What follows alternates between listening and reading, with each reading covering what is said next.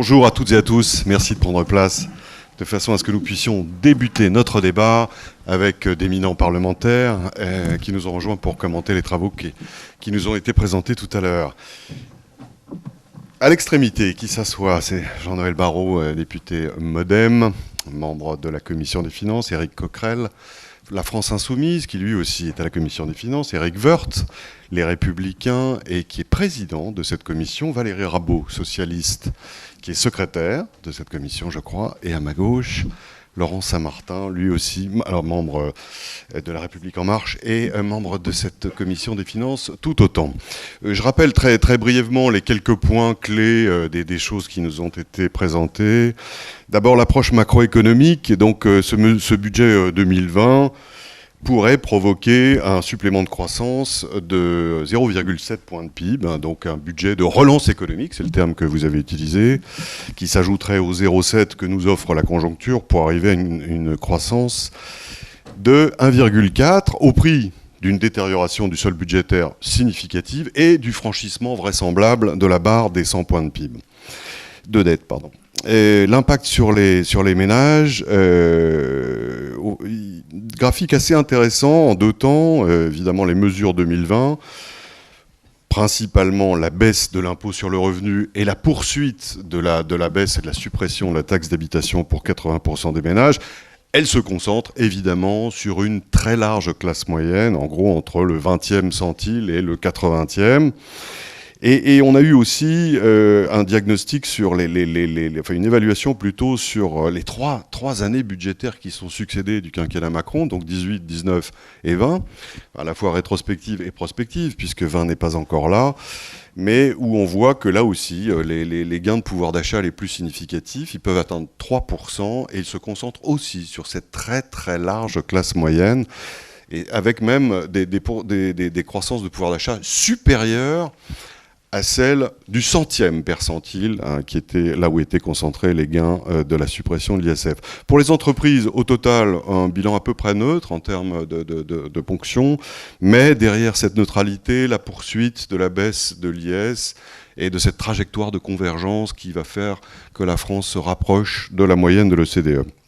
Et puis enfin, une étude tout à fait intéressante sur la fiscalité du capital, à la fois la réforme de 2013, qui a vu la suppression du prélèvement forfaitaire au profit d'une taxation au barème, et puis celle de 2018, qui a fait en gros le chemin inverse avec l'introduction du fameux PFU, le prélèvement unique à 30% pour les revenus du capital. Évaluation intéressante parce que au fond, elle s'appliquait à deux domaines différents. Les recettes fiscales, où on voit bien que quand on intègre les données comportementales, l'animal fiscal ne reste pas sous le marteau.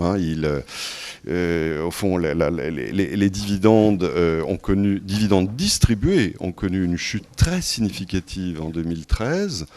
Ils sont, semble-t-il, restés dans les entreprises, ce qui a eu pour conséquence de faire chuter les recettes fiscales alors qu'on attendait, au contraire, une recette. Et puis, mouvement évidemment symétrique en 2018. Impact sur l'investissement, là, beaucoup plus difficile à voir, d'après ce que vous nous avez dit, puisque pas de conséquences directes, ni en 2013, ni, pour autant qu'on le sache, en 2018. Rendez-vous l'année prochaine où, bien sûr, on aura plus de matière, plus de recul, et où tout cela sera affiné. Éric Woerth, je me tourne tout d'abord vers vous. Au fond, un budget de relance économique, quand la conjoncture est mauvaise, bon, c'est pas si mal joué. En fait, je crois pas, non. Vous m'étonnez. Non, j'essaye de ne pas être caricatural. Voilà. On peut avoir une opinion différente de celle du gouvernement. Je pense qu'au contraire, c'est un budget qui change un peu la donne, alors qu'il aurait fallu plutôt insister. On a commencé avec un budget dans lequel on a pris en compte les investisseurs, les entrepreneurs, un peu les entreprises aussi, avec le CICE, un peu les ménages avec la taxe d'habitation, mais sur 3 ans. Pas de grande clarté au début sur les 20% restants représentant grosso modo 40 ou 50% du volume. Donc on était plutôt sur un budget on conforte l'appareil productif. Et donc on se dit que la meilleure façon de distribuer des revenus, c'est quand même quand les entreprises les distribuent à leurs propres salariés, et que c'est quand même l'économie qui domine plutôt que l'économie administrée ou les transferts sociaux. Les stabilisateurs automatiques, c'est quand même utile. Oui, c'est utile quand on a de très grosses crises, oui. Mais ce n'était pas le cas. On a une crise sociale, mais on n'a pas de crise économique. On n'a pas non plus une croissance, il n'y a pas de quoi tirer un feu d'artifice, quoi. On est plutôt sur une trajectoire qui ralentit, tous les indicateurs qui arrivent dans en tous ce les moment. pays, mais on a un taux de croissance depuis 2016, qui était faible, qui était un peu plus fort. Enfin, donc au moins, il y a des périodes où on avait plutôt des récessions assez violentes. Et là, les stabilisateurs automatiques, ils jouent évidemment un rôle au fond gigantesque. Nos faiblesses deviennent des forces dans ce cas-là. De la même manière que notre faible exposition au risque international devient une force à partir du moment où l'économie internationale ralentit un peu. Bon, donc moi je crois qu'on aurait dû plutôt insister sur comment essayer de profiter de cette période pour augmenter, comme on dit, la compétitivité des entreprises. Essayer de faire en sorte de booster la croissance potentielle du pays. La croissance potentielle, elle est à 1,2 ou 1,3, c'est-à-dire grosso modo à la croissance d'aujourd'hui. Il faut la booster. Si on veut que notre pays, au fond, finance son modèle social, c'est un modèle social qu'on a choisi. On peut réduire le niveau de la dépense sociale. Mais grosso modo, il y aura toujours un modèle plus social que dans d'autres pays. Donc il y aura toujours plus de dépenses publiques que dans d'autres pays. Toujours plus de services publics. Moi, je ne remets pas du tout ça en cause. Il faut juste tenter de mieux organiser les choses et de faire en sorte que ce soit plus efficace. Mais ça veut dire qu'à ce moment-là, il faut évidemment augmenter la croissance potentielle du pays. Sinon, on ne s'en sort pas. On finance par de la dette. Alors, je sais bien qu'on ne la remboursera jamais. Hein. C'est le principe de ce qu'on dit aujourd'hui. Moi, je pense qu'à un moment donné, on la rembourse aussi d'une manière ou d'une autre. Et donc ce budget, il est en rupture par rapport à ça. C'est un budget classique de transferts sociaux, de réduction d'utilisation d'externalités positives ou bienvenues ou heureuses. C'est, je pense, honnêtement, une profonde erreur. Valérie Rabault, socialiste, bien sûr. Justement, quel diagnostic vous portez sur l'impact conjoncturel de ce budget 2020 ? On viendra après, justement, à l'impact sur les ménages et aux différents types de ménages. Mais pour commencer de façon plus globale.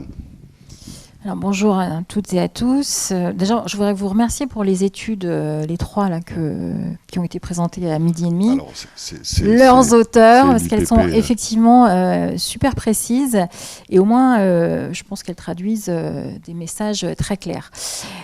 Donc, si on prend la question de la croissance économique, moi, je fais un constat. En 2017, il y avait une croissance économique à 2,4%.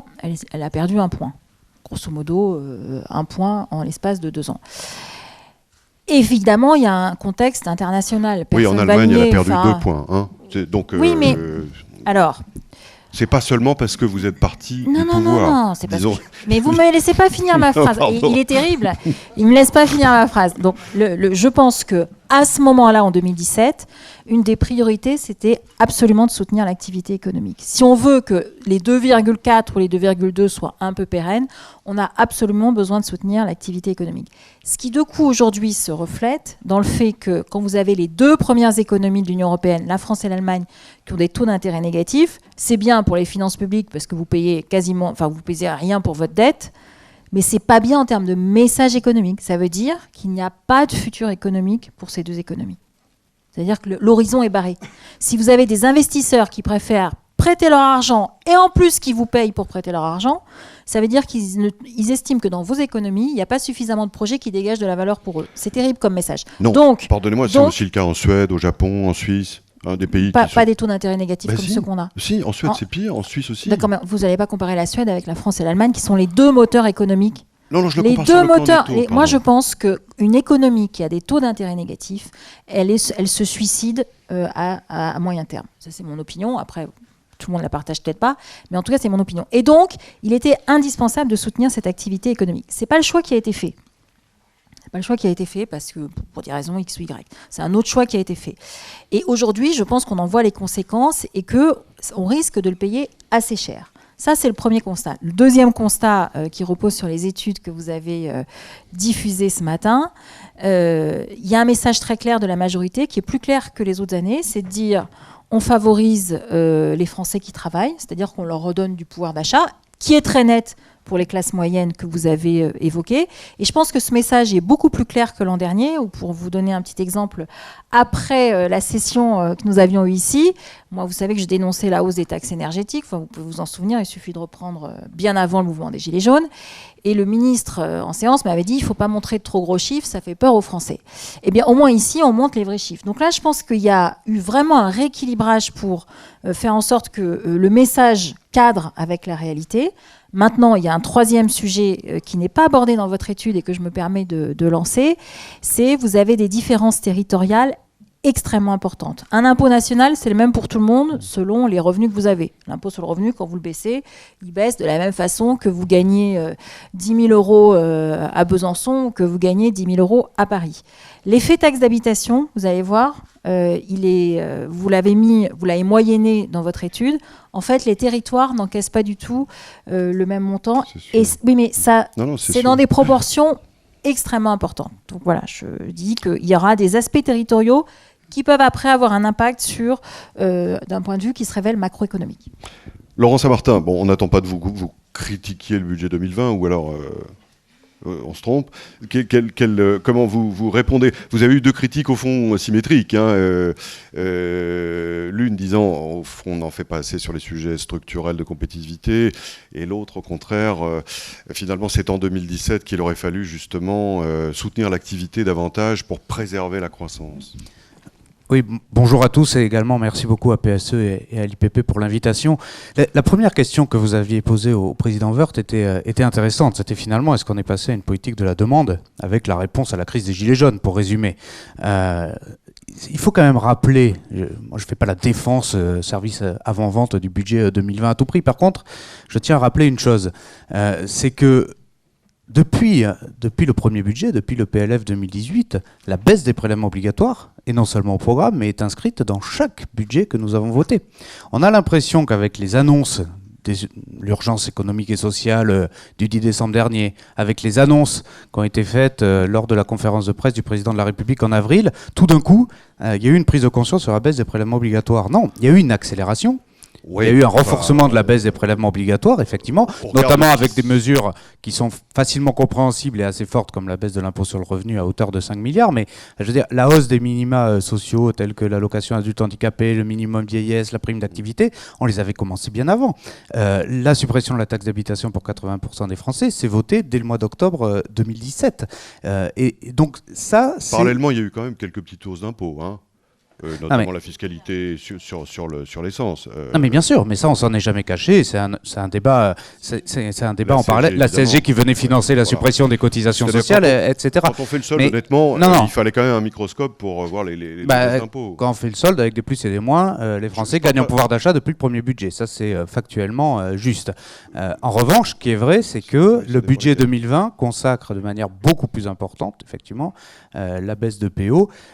La baisse de PO et une accélération extrêmement importante de la prime d'activité qui font qu'au final, ça, plus les autres minima sociaux, des socialisations, des fiscalisations, des heures sub, de la prime Macron, tout ça mis ensemble, c'est vrai que ça accélère beaucoup plus que l'objectif initial qui était moins 1 point de PO, moins 1 point de PIB de prélèvement obligatoire à la fin du quinquennat. Ce sera plus. Et c'est aussi ça qui explique d'ailleurs que nous avons révisé nos objectifs de baisse de déficit public qui continuera à diminuer, mais de façon moindre que ce qui avait été annoncé en début de quinquennat. Donc, c'est pas une question de politique de la demande tout d'un coup qui viendrait surgir par rapport à des décisions du président de la République. C'est une accélération effectivement de la baisse de la pression fiscale envers les ménages qui nous a semblé nécessaire. Mais la politique de l'offre qui est la nôtre, il faut dire ce qui est depuis le début du mandat, elle est maintenue. Quand j'entends Valérie dire que finalement on n'a pas une politique de soutien à l'activité économique, si je reprends tes termes, je suis désolé, la suppression... On l'a pas eu assez tôt. On n'a pas eu assez tôt. On a voté la suppression du CICE et le remplacement par une baisse de charges directes alors voilà, ça dépend après. Après, ça dépend ce qu'on appelle le soutien à l'activité économique. Mais je veux dire, quand même, baisse de l'IS, baisse de charges, enfin, une vraie politique de compétitivité d'entreprise, parce qu'on pense que c'est aussi par là que passe l'investissement et l'emploi. Oui, si, ça, c'est quelque chose que nous faisons depuis le début. Donc, en fait, notre cap, si vous voulez, notre politique économique, elle n'a pas varié. Il y a eu des priorités, des orientations qui ont été effectivement renforcées, et notamment dans la baisse de pression fiscale et surtout vers les ménages. Éric Coquerel, soutien à la demande, est-ce qu'il vous semble avéré? Est-ce qu'il vous semble suffisant? Je suis d'accord avec mon collègue pour dire une chose, c'est que le gouvernement pratique une politique de l'offre. Sauf qu'il a dû faire une petite parenthèse qui a été de répondre à la crise des Gilets jaunes, du coup en mettant, quelle que soit la manière, 10 milliards dans la consommation. Oui, au total, vous dites une parenthèse, c'était quand même une véritable inflexion. C'est une véritable inflexion, mais on va s'apercevoir qu'avec le budget cette année, cette inflexion, elle se ferme. Je vais y venir. Les conséquences, quand même, c'est intéressant pour ceux qui défendent une politique de l'offre, c'est que ces 10 milliards nous ont permis d'être, pour une fois, en tête en Europe au niveau de la croissance. Les 0,7 points obtenus en termes de croissance par rapport à nos voisins européens vient du fait que, justement, le gouvernement a été contraint de mettre 10 milliards d'une manière ou d'une autre dans la consommation populaire. Bon. Tout ça pour dire une chose, c'est que je crois que c'est à peu près ce que j'avais dit l'an dernier, mais je crois qu'il faut regarder de manière avec un peu plus de recul la question de ce budget. Bon an, mal an, on continue à produire toujours plus de richesses. Bon. Et la question, c'est de savoir qu'est-ce qu'on en fait. La première possibilité, c'est de se dire, on va nourrir la compétitivité des entreprises, on va faire en sorte d'être attractifs, notamment avec la crise du Brexit, etc. etc. Et puis, tout ça va à un moment donné... c'est la politique du ruissellement, produire des effets pour la société tout entière. Bon. Et ce, sans avec des choses qui se font sans contrainte. Moi, tout ça, je ne l'ai jamais vu venir. C'est-à-dire que je n'ai pas vu depuis une trentaine d'années qu'on subit grossièrement cette politique, le fait que c'est justement permis de correspondre aux besoins humains, aux besoins de l'humanité. Bon. À l'inverse, il y a une autre choix, c'est de se dire que on part d'un autre objectif qui est justement de se dire qu'est-ce qu'on a besoin. Par exemple, pour la transition écologique, qu'est-ce qu'on a besoin pour respecter ne serait-ce que les accords de Paris? On en est loin. Et à partir de là, on additionne les chiffres. Combien on a besoin pour l'isolation thermique? Combien on a besoin pour la transition énergétique? Et comment, à partir de là, on le paye? Parce que c'est un besoin impérieux. On est sur une perspective là qui dépasse largement celle c'est la du budget, perspective, en gros, que moi je défends toujours, qui est de dire que la seule dette que nous n'avons pas à léguer à nos enfants, c'est la dette écologique. La dette souveraine, on s'en arrange d'une manière ou d'une autre. J'y viendrai plus loin si vous voulez. Bon. Et donc, à partir de cette politique, c'est de se dire, on sert les besoins, et puis on regarde si l'effet secondaire, finalement, ne nourrit pas aussi l'activité. Nous, notre pari, c'est que l'effet secondaire nourrit l'activité, c'est-à-dire qu'en gros, si vous injectez 100 milliards dans une révolution écologique, dans la transition écologique, par exemple, vous permettez à des entreprises du BTP de travailler, vous permettez des emplois, donc ça fait des cotisations, ça fait des rentrées fiscales, etc. etc. Et donc, vous avez un cercle vertueux qui s'inscrit. Bon. Voilà, c'est un peu les deux paris, globalement, parce que que Éric Woerth m'en veuille pas, mais les critiques aujourd'hui des Républicains par rapport au gouvernement permettent au gouvernement de dire nous, on est à peu près au milieu des chemins, vous voyez, on va ni trop loin, ni... Bon. En réalité, ce sont quand même les mêmes politiques de l'offre qui sont proposées, et je crois que c'est ce qui aujourd'hui nous rend incapables de réagir et de répondre aux besoins impérieux de l'humanité, notamment la question écologique, mais en même temps qui, économiquement, on le voit à peu près partout dans le monde, est en train de ralentir en réalité l'activité économique. Donc je crois que c'est ça les deux grands axes, et je constate que ce qui domine depuis 30 ans, ce qui domine en France depuis quelques années, ce qui s'est accru avec le gouvernement Macron, ça marche pas, quoi. On y reviendra peut-être après avec les chiffres. Jean-Noël Barrot. Donc la critique d'Éric Coquerel, c'est au fond la perspective fondamentale, qui est évidemment pluriannuelle, c'est la transition écologique. De ce point de vue, le budget 2020 n'est pas à la hauteur. Merci. Alors d'abord, je voudrais avoir une pensée pour Esther Duflo, qui a étudié et travaillé sur ces bancs, même si à l'époque les bancs et les salles étaient un tout petit peu moins resplendissantes. Et c'est l'occasion aussi de dire que grâce à elle, grâce à Daniel Cohen, grâce à d'autres, et à tout ce qu'ils ont porté pendant des années, on a une école d'économie de Paris qui est un pôle d'attraction et de recherche d'envergure mondiale. Et ça, on peut être tous très reconnaissants à ce que vous avez fait ensemble. Remercier l'IPP et CEPREMAP et les auteurs de ces études pour leur travail remarquable, en fait indispensable. Et cette année, Les notes nous sont parvenues alors que nous étions déjà en train d'examiner le projet de loi de finances, en tout cas sa première partie, ce qui est un grand progrès par rapport à l'année dernière. Donc merci beaucoup, parce que ça a pu enrichir nos réflexions alors même qu'on était encore en train de travailler. L'idéal, évidemment, ce serait d'avoir ces notes et ces éléments avant que commence la discussion. Et donc on sait qu'un jour vous y arriverez, mais en attendant, on a quand même réussi à obtenir, grâce à l'équipe de Lex-Impact qui est représentée ici, un simulateur fiscal qui nous permet sur l'impôt sur le revenu de faire des simulations de nos amendements sur les finances publiques, combien ça coûte, combien ça rapporte, et sur la distribution des revenus par décile. Et c'est déjà un progrès assez important, et comme ils sont présents aujourd'hui, et qu'un certain nombre de députés se sont appropriés cet outil pour calibrer leurs amendements, je voulais le mentionner également. Sur les travaux que vous avez réalisés, d'abord, je trouve que l'un des enseignements, c'est que la qualité des données, ça compte, et notamment pour l'évaluation dont on avait discuté de l'année dernière, de l'ISF, puisque grâce aux données qui ont été mises à disposition des chercheurs, grâce à un amendement du MoDem, qui avait, dès le budget 2017, demandé une évaluation de l'ISF et du PFU.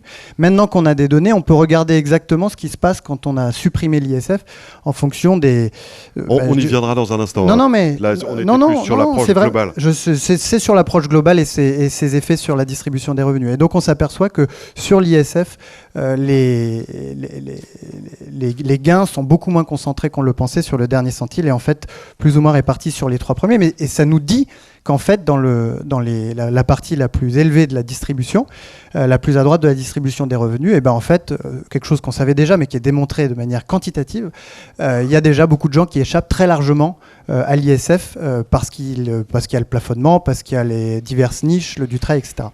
Ensuite, sur le budget 2020, ce dont on s'aperçoit, c'est que sans surprise, et Valérie Rabault en a parlé, grâce à la baisse de l'impôt sur le revenu, qui est en gros concentré sur les déciles 4 à 8, on va dire, et grâce à la fin de la suppression de la taxe d'habitation qui est concentrée sur les déciles 2 à 8, on a vraiment un budget qui vise les classes moyennes et qui, de ce point de vue-là, est la traduction politique de l'intention du président de la République, du gouvernement, suite au grand débat, de redonner du pouvoir d'achat à ce niveau-là de la distribution des revenus.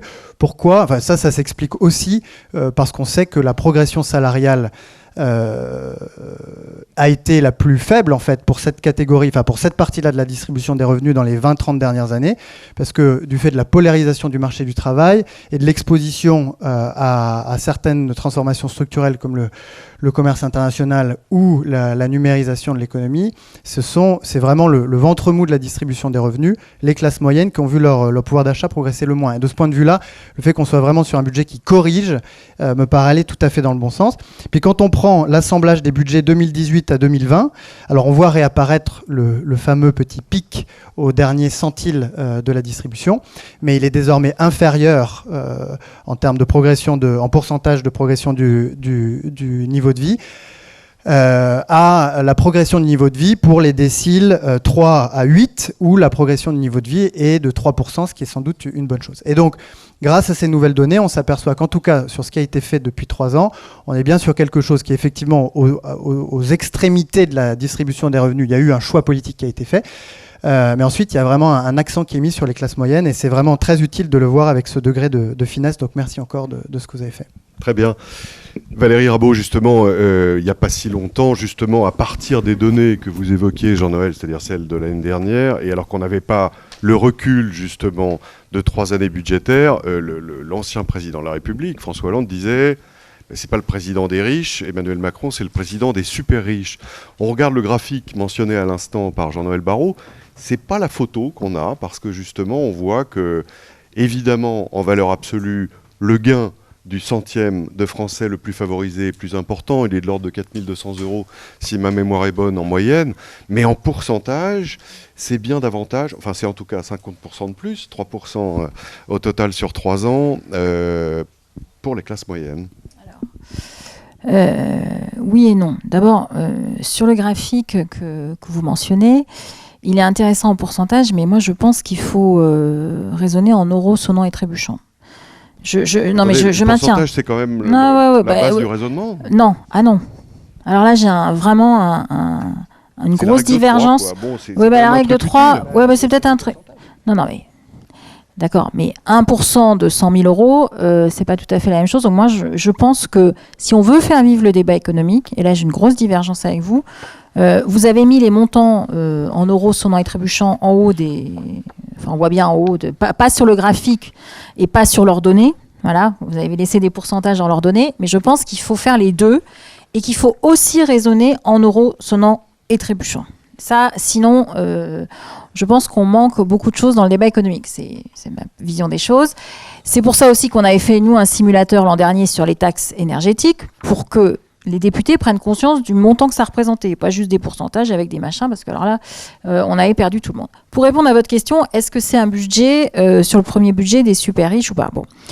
L'étude sur l'ISF, que vous avez produite, montre que, et il faut toujours rendre à César ce qu'il y a à César, je vais citer De Courson, qui dit, dans le fond, l'ISF, ça taxait les petits riches et pas les gros riches. C'est lui qui disait ça. Hein, donc voilà, c'est ça, ça taxe les millionnaires, mais pas les milliardaires. Bon, votre étude le démontre. Mais ce qu'elle démontre aussi, c'est que effectivement la partie financière, la part du patrimoine chez les très riches, est surtout financière plutôt qu'immobilière. Et donc effectivement, par les dispositifs qui ont été mentionnés par Jean-Noël Barrot, on arrive. Il y avait un certain nombre donc cette étude-là, vous la mettez en exergue, mais du coup, elle remet dans le débat, c'est quoi la taxation des plus riches dans notre pays? Puisqu'on voit que, alors, vous le mettez vraiment en exergue, et on en avait déjà quelques prémices, enfin en tout cas idées auparavant, cette question-là, elle peut aussi être remise dans le débat, parce qu'on voit bien qu'ils payent, dans le fond, 1 euro est moins taxé chez eux qu'il peut l'être ailleurs.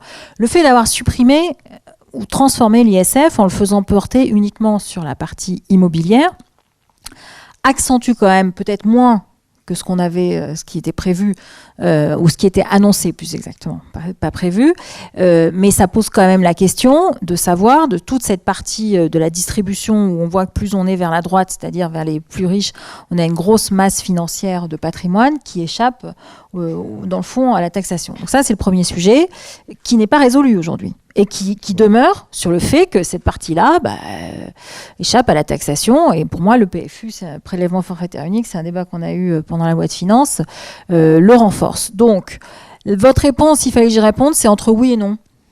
Alors vous allez me dire, ça c'est quand même une réponse de... Mais voilà. Mais cela dit, vous amenez un élément important, et c'est vrai qu'il faut justement faire un retour en arrière, la crise des Gilets jaunes. Et c'est une question qui s'adresse à la fois à Jean-Noël Barrot et à Laurent Saint-Martin. On voit bien que l'ISF était un élément de consentement à l'impôt pour les classes moyennes et populaires. Autrement dit, à partir du moment où on l'a supprimé, l'impôt payé par les classes populaires et moyennes a été senti de façon beaucoup plus injuste et beaucoup plus lourd. Et de ce point de vue-là, Valérie Rabault, vous avez raison, rien n'a remplacé l'ISF. Alors, la réforme de l'ISF qui l'a donc transformé en IFI, je vous confirme que ça n'a pas été... on n'est pas revenu en arrière. Et on l'assume totalement. Ce sont des raisons politiques aussi, politiques, d'attractivité, de politique économique que nous avons exposées pendant suffisamment longtemps, je crois. Et surtout, nous y croyons. L'argument président des riches, d'abord, il ne concernait pas que l'ISF, même si l'ISF est un totem qu'on voit sur beaucoup de pancartes et on peut très bien le comprendre. Mais ici, dans cette salle, on peut aussi expliquer que la problématique était bien plus large que le simple sujet de l'ISF. C'était effectivement sa transformation en IFI et surtout la mise en place de la flat tax. Le vrai sujet, en fait, de réforme de la fiscalité des revenus du capital, c'était quand même le sujet de la flat tax. Il y a quand même deux éléments intéressants maintenant qu'on a un tout petit peu de recul. On n'en a pas encore assez, mais on a un tout petit peu de recul. C'est de voir quand même que les recettes issues de l'IFI sont supérieures à ce qui était anticipé. D'accord ? Ça, c'est quand même un élément important. C'est que le produit de la flat tax est de 500 millions, enfin en 2018, il est important de rappeler quand même que c'est sur l'année 2018, donc sur la première année, est quand même supérieur de 500 millions aux recettes des revenus du capital de l'année précédente, c'est-à-dire sous l'ancien système. C'est quand même pas rien. Ça rappelle un petit peu au Parlement, je le dis de manière un petit peu provoque à mes collègues, mais oui, je sais qu'il y a un petit biais, c'est les stocks, c'est le déstockage, mais et que ce ne sera pas pareil en 2019, très probablement. Mais il n'empêche que ça veut quand même dire quelque chose d'extrêmement important. Ça veut dire que quand on vote des réformes fiscales au Parlement, et c'est vrai aussi pour le gouvernement, on oublie beaucoup, trop souvent, le sujet de l'assiette et de la base. Forcément, à chaque fois, on a un débat sur le taux et l'impact sur le taux que ça va avoir. Et donc, et vous avez raison de le mentionner, et donc les éventuelles externalités négatives qu'il peut y avoir dans la société sur le consentement à l'impôt, c'est un politique. et donc sociétal et donc politique. Ces externalités au sens effectivement politique du terme. Mais ce que je veux dire par là, c'est que c'est une bonne leçon, ce sujet du PFU, pour dire que quand on baisse un taux, comme ça en apparence et qu'on le rend forfaitaire, et bien évidemment, et c'est ce qu'on disait quand même avec Jean-Noël et avec d'autres pendant des mois, évidemment derrière que ça va attirer les investisseurs, renforcer l'attractivité économique de notre pays et donc oui, mais sauf que regardez les chiffres de l'investissement aussi en parallèle. Mais c'est pas corrélé. Là, on a eu des travaux. Je dis pas que c'est corrélé, mais si vous voulez, on peut aussi avoir un débat sur les investissements et le climat qui est nécessaire pour les investisseurs et notamment sur les investisseurs étrangers. C'est un autre débat certes qui n'est pas directement corrélé au PFU, mais c'est tout un climat et toute une atmosphère de confiance qui est à créer autour de cela. Donc, pour vous répondre sur le sujet du consentement, parce que c'était quand même votre question initiale. Pour moi, le consentement, c'est pas qu'une question de savoir quel est l'impôt qu'on augmente, qu'on baisse, quel est le taux marginal qu'on fait évoluer. C'est pas non plus en passant de 14 à 11% sur la première tranche de l'IR que tout d'un coup, demain matin, il va y avoir un consentement à l'impôt retrouvé. Je crois que le sujet est beaucoup plus complexe que cela. C'est un vrai sujet de lisibilité de l'impôt. C'est un vrai sujet pour nous parlementaires d'expliquer ce que l'on vote et pourquoi on le vote. Et c'est un vrai sujet aussi de procédure.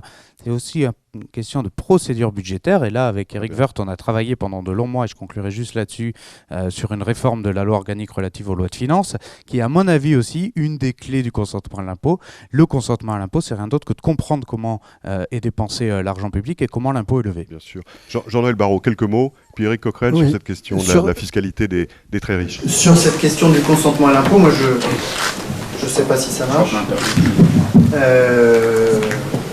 Je comprends très bien ce que vous dites et qu'effectivement il puisse y avoir quelque chose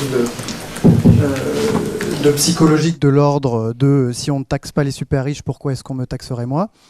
Est-ce que pour autant il ne faut pas réformer ou supprimer un impôt comme l'ISF ? Si, il faut le supprimer parce qu'il n'atteint pas son objectif. On le voit grâce aux analyses que vous faites là. Sa base est mitée complètement. Il est très facile de contourner l'ISF. Donc si on veut un impôt qui corrige ou qui corrige les inégalités, c'est sans doute pas vers l'ISF, ou en tout cas c'est pas sur l'ISF qu'il faut miser. Il y a d'autres outils. On en avait déjà très brièvement parlé l'année dernière. Il y a sans doute des chantiers à ouvrir, mais qui sont très compliqués sur la question des transmissions et de donations, où là on a sans doute une assiette beaucoup plus stable et des effets sur la distribution des revenus qui sont beaucoup plus faciles à piloter.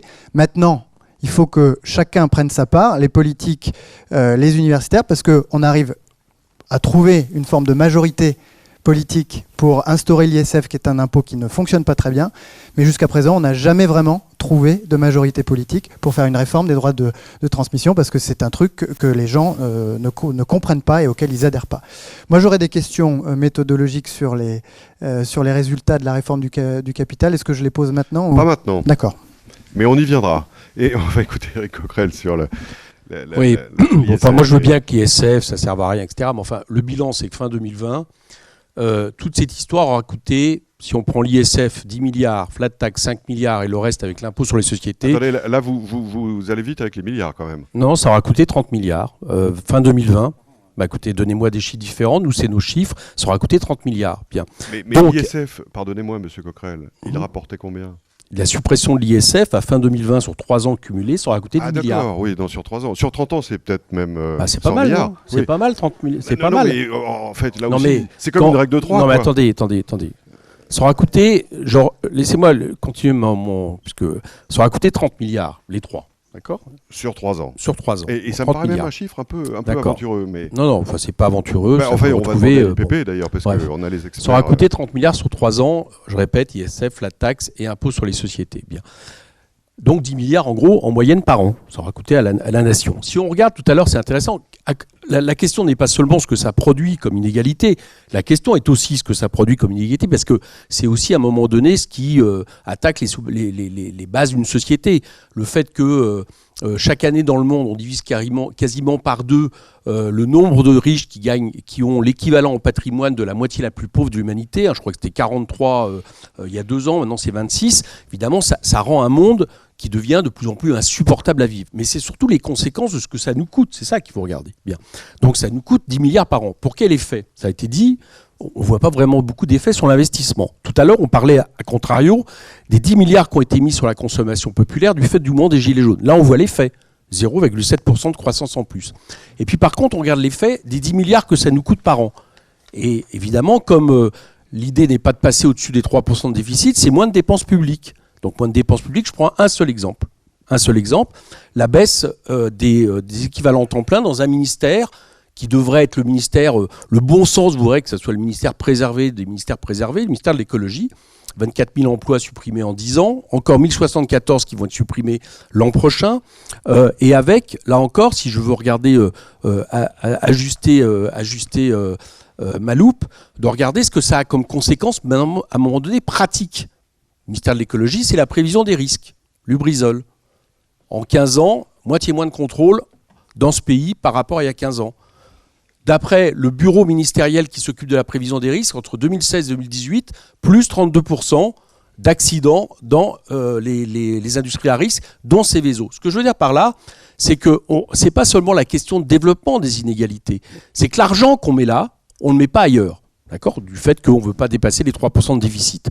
Et à partir du moment où on ne le met pas ailleurs, ça a des conséquences pratiques en termes de coûts pour la société, dans, j'allais dire, des parties, des cadres qui pourtant devraient être plus que préservés, parce que ça touche à la préservation des risques, ça touche à la question de la transition énergétique, ça touche à la question de l'égalité sociale. Donc voilà Juste une relance sur cette question avant de donner la parole à Éric Woerth, mais on nous a expliqué de façon très précise, très convaincante tout à l'heure, que justement la taxation supérieure des dividendes en 2013, c'est-à-dire lorsqu'ils ont été imposés au barème de l'impôt sur le revenu et non plus au prélèvement forfaitaire, ça avait fait chuter les recettes fiscales. Et qu'à l'inverse, le fait d'avoir baissé la taxation sur les dividendes, grâce au prélèvement forfaitaire unique, ça a fait monter les recettes fiscales. Donc, je veux dire, c'est aussi un paramètre qu'il faut prendre en compte dans vos évaluations. Vous dites ça coûte 10 milliards, finalement c'est de l'argent qu'on n'a pas ailleurs. Sur ce point-là, on a plus d'argent grâce à une baisse d'impôts. Non, il y a eu un effet d'aubaine, mais ça n'a pas fait baisser globalement les recettes fiscales attendues. Quelqu'un qui se retrouve avec le choix de distribuer la manière dont il va distribuer fiscalement ses revenus, il va choisir évidemment ce qui va lui coûter le moins. Donc la question, le fait que par exemple vous ayez eu plus de dividendes de fait, c'est normal puisque les dividendes étaient du coup taxés, je veux dire, de manière inférieure. C'est évident qu'il y a plus de dividendes et qu'à partir de là, si les dividendes augmentent, l'argent la taxation des dividendes va augmenter. Mais il faut regarder, à contrario, ce que ça a enlevé ailleurs. C'est-à-dire que l'argent que vous mettez dans les dividendes, vous ne l'avez pas mis dans telle ou telle redistribution. Je vous fais en bref, vous êtes chef d'entreprise, même d'une PME. D'accord ? Vous avez le choix entre vous payer, par exemple, à un moment donné en dividendes ou vous payez en honoraires avant, etc. Vous faites un choix qui dépend de la taxation la plus intéressante. Je comprends bien votre raisonnement, mais c'est pas ce qui s'est passé visiblement, parce qu'il n'y a pas eu d'impact sur les salaires. Donc, c'est-à-dire qu'on voit bien que la taxation des facteurs les plus mobiles, il faut aussi prendre en compte le fait qu'il y a une dimension comportementale. C'est précisément ce qu'on nous a expliqué tout à l'heure, qui peut changer l'équation de façon sensible. Écoutez, moi je veux bien voir tous les chiffres qu'on veut montrer. La flat tax, globalement, le fait qu'à un moment donné, on ait un espèce de bouclier du capital qui fasse qu'on ne le taxe pas au-delà de 30%, ce qui n'était pas le cas avant. Alors sauf si on m'explique qu'en réalité, il y a eu moins de production de profit à partir du capital, ce qui n'est pas le cas, ce qui est nulle part le cas. Je veux dire, la France est championne du monde, par exemple, en termes de redistribution au profit des entreprises du CAC 40, dans le deuxième semestre 2019. Donc, sauf si on montre l'inverse, en réalité, ce qu'on s'aperçoit, c'est qu'il y a bien, de ce point de vue-là, les revenus du capital ont continué à augmenter, et que je sache, ça n'a pas apporté plus de fiscalité, ça a apporté même moins de fiscalité à l'État. C'est par rapport à ce qu'il aurait dû avoir vis-à-vis de leur augmentation. Donc il y a bien un coût global pour le budget. Éric Woerth. Il y a un aspect sur lequel vous revenez, vous, régulièrement, c'est justement l'équilibre des finances publiques, ou plutôt le déséquilibre.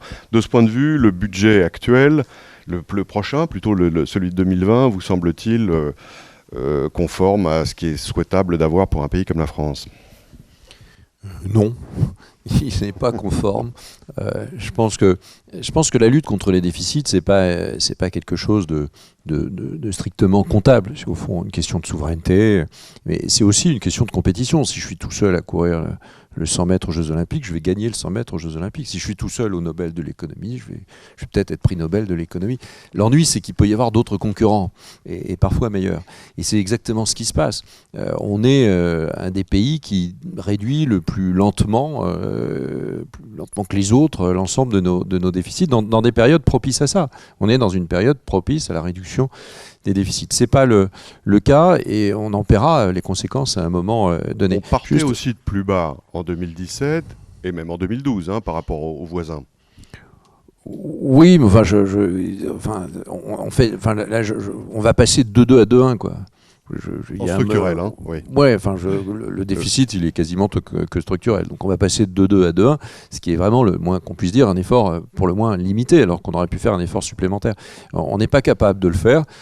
On a des économies venues de l'extérieur, tant mieux. Les charges d'intérêt de la dette baissent beaucoup d'une année sur l'autre, même si on s'endette plus. On devrait au moins, de temps en temps, considérer qu'on ne va pas consommer ces économies, qu'on en fait réellement des économies. Et c'est pas le cas.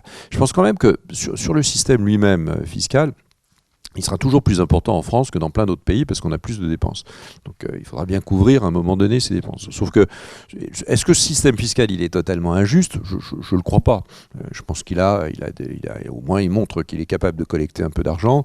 Et puis globalement, la redistribution est meilleure après qu'avant. Donc il y a plus d'euros trébuchants que sonnants. C'est-à-dire qu'il faut y toucher la main tremblante. Et on le voit d'ailleurs. Pour une bonne raison, c'est que souvent on aboutit à des effets qui n'étaient pas ceux qui étaient prévus. Donc il faut réduire bien sûr la fiscalité au fur et à mesure, mais enfin il faut d'abord réduire les dépenses. Mais il faut, au fond, il faut l'adapter et il faut traquer les anomalies. L'ISF, c'était une anomalie. Donc il était assez logique de supprimer l'ISF. Alors vous voyez que c'est quand même assez troublant parce qu'on voit dans un très grand pays, les États-Unis, le parti d'opposition qui n'est pas un parti, je dirais, pardonnez-moi, Éric Coquerel, c'est pas la France insoumise, le parti démocrate américain, mais il y en a qui sont pas mal dedans. Il y en a qui sont pas mal, oui. Non, mais c'est ce que j'allais dire. Vous voyez, nous rejoignons. Mais Warren aussi. Nettement, Madame Warren, mais ils sont prêts Oui. Elle propose un impôt sur le capital. Oui, non, mais à quelle hauteur ? Pour ceux qui ont, mais à quel niveau de capital ? C'est un peu tout à fait. C'est pas tout à fait pareil de considérer qu'à 1 million on est hyper riche et qu'à 1 milliard. Mais je crois que c'est quand même une anomalie. C'est-à-dire que ça vient in fine après beaucoup de taxation. Et en France, ça vient. Honnêtement, pour qu'il y ait un euro qui soit pas taxé, il faut vraiment le faire. Faut être dans des crédits d'impôt. Alors certains savent très bien naviguer, mais grosso modo, on va quand même le traquer, quoi. Et il est taxé. Donc il faut résoudre un certain nombre d'anomalies. Et quand il y a des anomalies, il faut pas se gêner pour essayer de les... Puis il faut essayer de faire en sorte que la mer, elle baisse un peu. Au fur et à mesure, plus il y a de croissance, plus les impôts doivent avoir une élasticité au fond négative à la croissance, si je peux m'exprimer ainsi. Deuxième point, il faut quand même, et c'est là d'où viennent les réformes à faire, il faut adapter notre fiscalité, l'adapter à l'écologique. Donc il va bien falloir loger à un moment donné une fiscalité écologique qui nous permette, et d'ailleurs je suis d'accord avec Éric Coquerel là-dessus, qui nous permette de financer un plan de réduction d'émissions de carbone en France. Il faut bien qu'il y ait un plan à un moment donné qui dise il faut faire ci, il faut faire ça, il faut transformer ci, les modes de production, etc. Tout ça a un coût. Tout ça a un coût. Mais c'est pas de la fiscalité verte, c'est qu'on ajoute des centimes au prix de l'énergie. 60 ou 70% de la fiscalité verte, c'est de la fiscalité carbone, c'est-à-dire au fond on augmente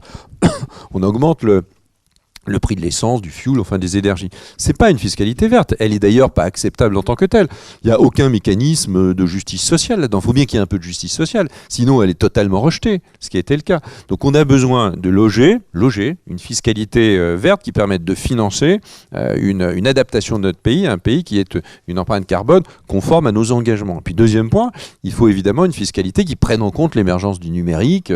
Il y a beaucoup de travaux là-dessus. Et donc ça peut changer, bouleverser une bonne part de notre fiscalité. Quand on a fait ça, c'est pas mal. Mais on ne peut pas tout faire. Et on ne peut pas rectifier sans arrêt sur des pouillèmes la fiscalité française. La première partie du budget dans un pays comme le nôtre, elle devrait durer 2 jours. La première partie, c'est-à-dire C'est la partie recette, la partie fiscale. Elle devrait durer 2 jours, au fond. Et on devrait passer 15 jours à traquer les dépenses. On fait exactement le contraire. On a très peu de débats sur les dépenses, au fond, on ne change pas grand-chose. Et sur la fiscalité, on a des débats qui sont sans arrêt les mêmes. Comment voulez-vous qu'un acteur économique puisse avoir un comportement rationnel quand il ne sait jamais à quelle sauce il va être mangé? Ce qu'on lui dit aujourd'hui, on peut lui dire le contraire demain. L'impôt sur les sociétés, la trajectoire qu'a annoncé le gouvernement il y a 1 an et demi, c'est plus la même, déjà. C'est déjà plus la même. Juste pour arriver à 25%, on serait déjà en retard par rapport aux autres pays. Donc, il y a un moment, honnêtement, il faut arrêter de songer à des réformes fiscales de toute nature, à tout moment et sur tous les sujets.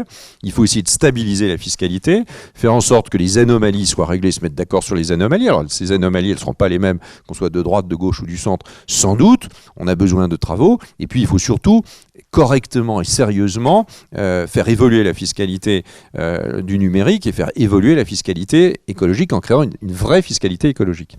Valérie Rabault, c'est votre sentiment aussi que l'instabilité fiscale qui est caractérisée en France, quels que soient les présidents, quels que soient les gouvernants, et que c'est un impôt en plus, en quelque sorte, indépendamment du taux de cet impôt? Oui, vous m'aviez déjà posé la question l'an dernier et je vous avais répondu que je pense qu'il faudrait en fait faire ce que vous avez tenté de faire, mais qu'il n'y a pas les vraies lois fiscales quand on arrive au début du quinquennat et après plus y toucher. Sinon, c'est insupportable. Alors, c'est pas facile.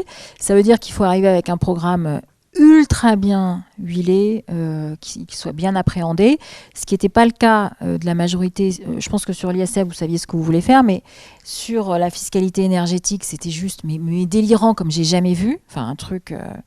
je veux dire, ça faisait quand même rentrer 55 milliards d'euros en cumulé, je suis d'accord, sur tout le quinquennat. Donc, ce montant-là, on ne peut pas imaginer que les Français s'en rendent pas compte. Mais ils s'en sont rendus compte. Donc, oui, mais il faut que ce soit ultra bien huilé. Voilà. Et pour répondre sur votre première question, sans huile de palme, mais vraiment bien travaillée, quoi, que ce soit pas juste une idée qui est comme ça. Il faut qu'elle soit tous les effets de bord, les effets secondaires, tout ça, ça soit bien cadré, sinon ça marche pas forcément. Sur le déficit, parce que moi c'est une question qui m'intéresse, je pense qu'effectivement c'est plus la priorité de cette majorité et qu'on risque. Hier soir, c'est la question. Et ça vous paraît bien ou pas bien? Non, ça me paraît pas bien. Le déficit structurel, donc vous êtes tous des économistes, alors nous on débat à l'Assemblée nationale, le déficit structurel, c'est toujours un peu bizarre, mais vous savez tout ce que c'est.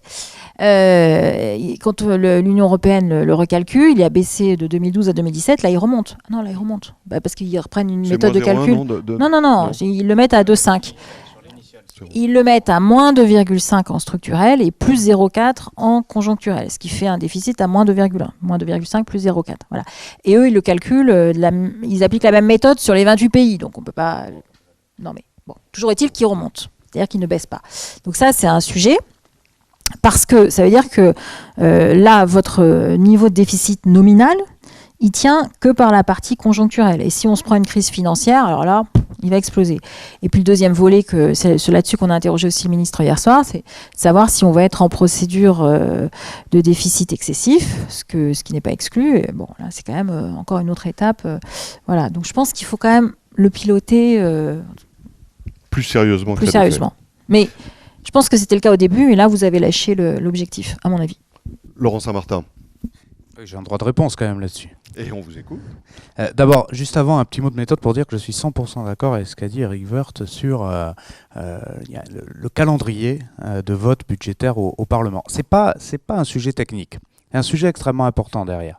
Parce qu'effectivement, quand on passe 3 mois à voter un budget dont une semaine entière à voter des recettes en commission, puis une autre semaine à voter ces mêmes recettes en séance publique, là on est en plein dedans, on y retourne ce soir, pour effectivement finalement autoriser le gouvernement à lever un impôt avec des taux qui ont été déjà décidés, ça crée de l'instabilité, je suis totalement d'accord, ça crée de l'instabilité, ça crée de l'incompréhension, et cette partie-là devrait être votée en quelques heures à mon avis, et on devrait passer beaucoup plus de temps à contrôler la bonne exécution des dépenses des années précédentes pour mieux voter justement les dépenses des années suivantes. Ça, c'est un point de méthode qui est, à mon avis, extrêmement politique et lié au consentement à l'impôt dont on parlait tout à l'heure. Alors, sur le fond, sur les sujets déficit. Bon, là, vous êtes sous les tirs croisés des Républicains et des Socialistes. Oui, ben, j'ai l'habitude. C'est un vrai laser quest à l'Assemblée. Cher Valérie, s'il y avait de toute façon une crise financière telle que tu l'as décrite, je ne suis pas sûr que ce soit un déficit structurel avec un point de moins qui changerait radicalement la donne. Mais bon.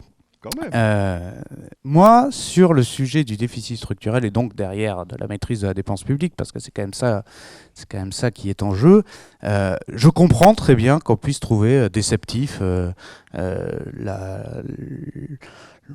l'ambition de ce gouvernement en termes de baisse de dépenses publiques, et j'en fais même plutôt partie de ceux qui disent qu'on devrait davantage baisser la dépense publique, puisque ça doit être un corollaire normalement plus naturel à la baisse massive, je sais, c'était plutôt Eric ça, des prélèvements obligatoires, mais je vais y venir Valérie. Moi, je veux bien, mais quand Eric Woerth il me dit qu'il faut davantage baisser la dépense publique, à chaque fois, c'est facile, je lui remets la somme des amendements de son groupe parlementaire pendant la séance publique, et ce sont des centaines de millions d'euros de plus en dépenses publiques qui sont proposés.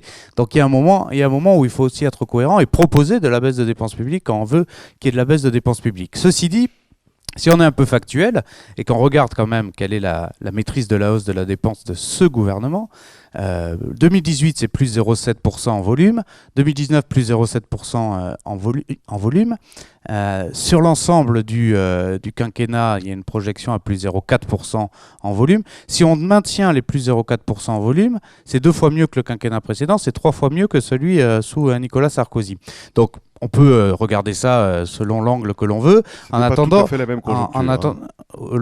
Celui de Nicolas Sarkozy. Ah oui, peut-être, parce que le précédent, si, quand même. Le précédent non plus. Il a quand même eu 3 années de croissance zéro. Hein. Et la maîtrise de la dépense publique. Ouais, c'est ça. Ouais.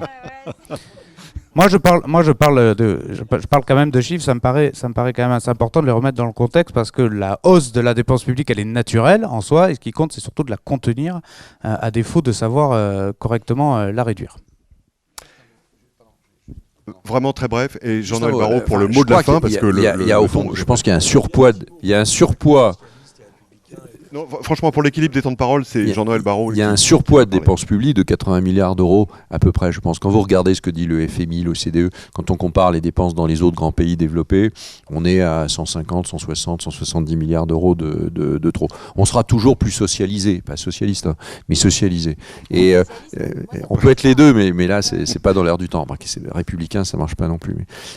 Donc on peut quand même se dire qu'au fond, si on réduit cet écart de 50%, ça veut dire qu'on doit aller sur le modèle social, on doit aller sur beaucoup de sujets. C'est compliqué, je ne dis pas que c'est simple, c'est compliqué. Puis deuxième point, quand nous on propose ou des dépenses supplémentaires ou des économies réduites, la majorité a beau jeu de dire cela. La vérité, c'est qu'on n'est pas du tout sur les mêmes choix. Je pense qu'il ne fallait pas faire les 20 milliards d'euros de taxes d'habitation. On crée une usine à gaz et in fine, c'est le consommateur qui va payer les investissements locaux par la TVA. On voit bien qu'on a beaucoup utilisé les marges de manœuvre, si tant est qu'on avait des marges de manœuvre, et que donc on ne se situe pas nécessairement sur la même planète quand on parle de ça. Merci. Jean-Noël Barrot. Merci beaucoup. Donc, je reviens en un mot sur la deuxième étude, ou la troisième, celle sur les effets de la réforme du PFU. C'est très astucieux d'avoir regardé la barémisation des dividendes en 2013 pour dans une période assez récente, mesurer à la fois l'effet sur les versements de dividendes, mais aussi sur les autres politiques d'entreprise, investissement et salaire. Vous avez comparé des ménages qui avaient tout intérêt à être au PFL à ceux qui étaient au barème pour créer un groupe de contrôle et un groupe de traitement. C'est assez convaincant, même s'il faudrait vérifier que ces deux types de profils n'ont pas des profils de distribution habituellement avec une cyclicité différente, par exemple dans des périodes passées.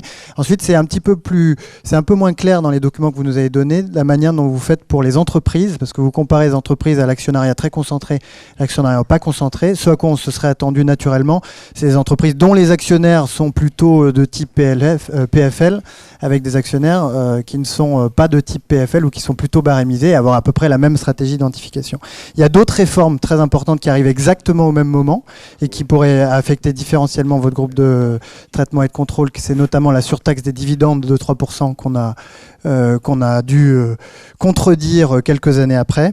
Et enfin, on se demande pourquoi est-ce que les dividendes augmentent de 40% entre les mains des foyers qui les reçoivent, alors que les versements par les entreprises n'augmentent que de 20%. Et donc il y a un delta entre ces deux chiffres qui est... Hein ? Alors, ça, je ne sais pas. Mais en tout cas, il y a cet écart-là qui reste hein. expliqué. En tout cas, merci beaucoup à nouveau pour ces travaux. Merci à vous tous. Merci bien sûr à l'IPP. Et il est 3h, donc nous devons rendre l'antenne. Merci encore pour ces travaux de grande qualité. Et vous, d'être venus pour participer et les commenter. Et rendez-vous l'année prochaine.